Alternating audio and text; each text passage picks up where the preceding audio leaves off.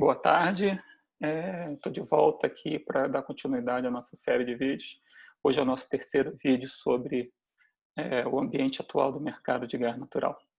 Para quem não me conhece, meu nome é Antônio Souza e, como eu falei nos vídeos anteriores, a ideia dessa série de vídeos é apresentar como é que está a situação do mercado de gás natural atual e considerando a série de iniciativas que estão acontecendo no momento para aumentar a competitividade nesse mercado. Eu acho que é importante a gente primeiro dar uma olhada de como é que está o mercado hoje, para a gente poder falar então sobre isso numa outra série de vídeos. Então, dando prosseguimento, eu vou compartilhar minha tela com alguns poucos slides.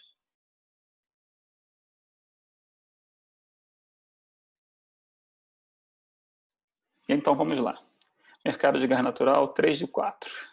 Hoje, o que a gente vai falar? Hoje a gente vai falar sobre a malha de transporte e a malha de distribuição.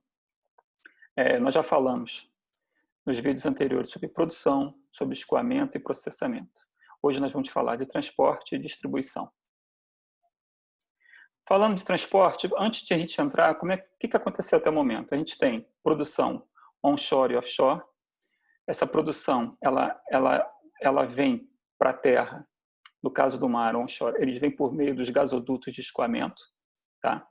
E esses gasodutos, então, eles trazem o gás para as unidades de processamento de gás natural, que são as UPGNs, que é a parte de processo que a gente já falou, onde o gás é tratado para poder entrar justamente na malha de transporte e ser transportado em vários locais do Brasil para poder ser utilizado pelo mercado.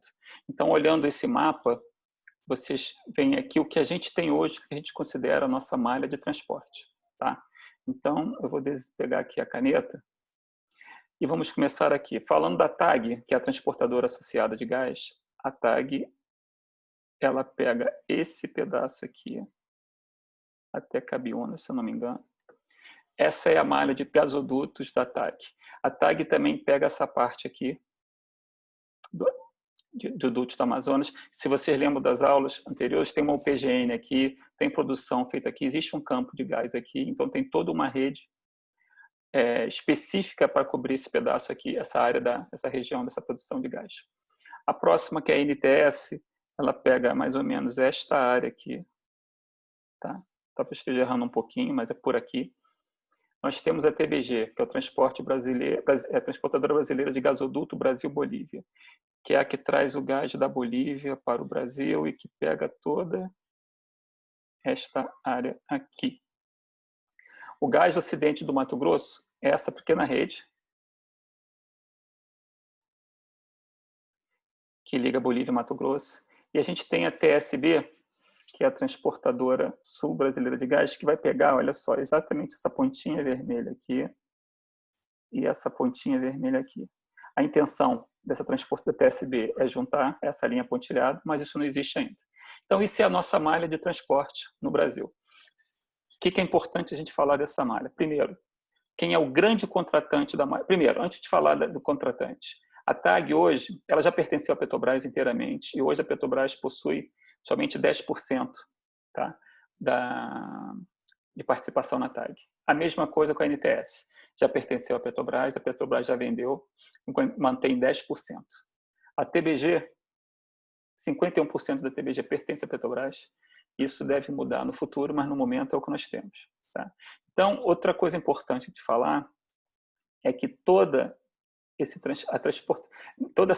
essa malha de transporte que eu indiquei, quem é o grande contratante continua sendo a Petrobras. Tá? Então, posso dizer que praticamente 100% de quem transporta, que a gente chama de carregador, é a empresa que se utiliza da malha de transporte para carregar o seu gás.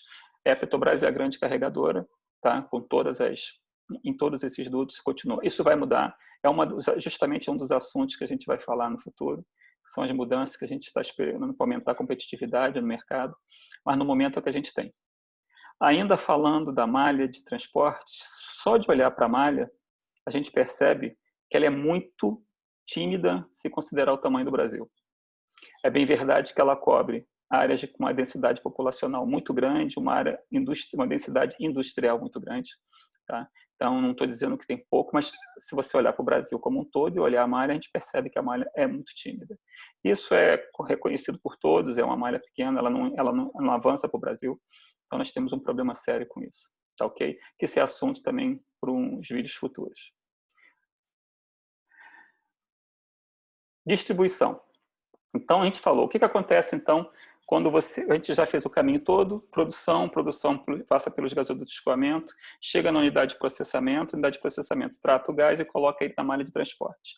A malha de transporte, então, carrega esse gás para vários pontos do Brasil, e o que vai acontecer é que nos city gates, que a gente chama de city gates, que são os portões na cidade, né, o termo em português, ele vai para a distribuidora, que é a responsável de realmente distribuir esse gás todo pelos consumidores.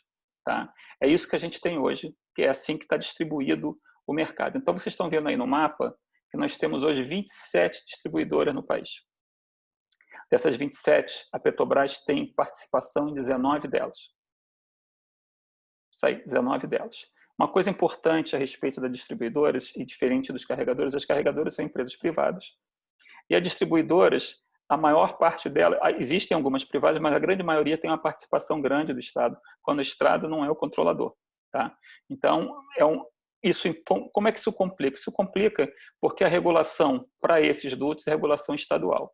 A regulação que dita o transporte são regulações federais. Então, tem um probleminha de não necessariamente as regulações serem harmoniosas de um estado para outro, de uma forma que a gente pudesse ter um mercado mais competitivo. Isso é outro assunto que vai ser falado na frente, quando a gente estiver falando sobre as novas iniciativas desse mercado.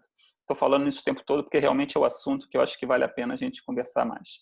Tá? Então, voltando aqui à distribuição, a Gaspetro, como eu falei, que é a participação da Petrobras nessas 19 distribuidoras, ela tem 51% e os outros 49% da Mitsui.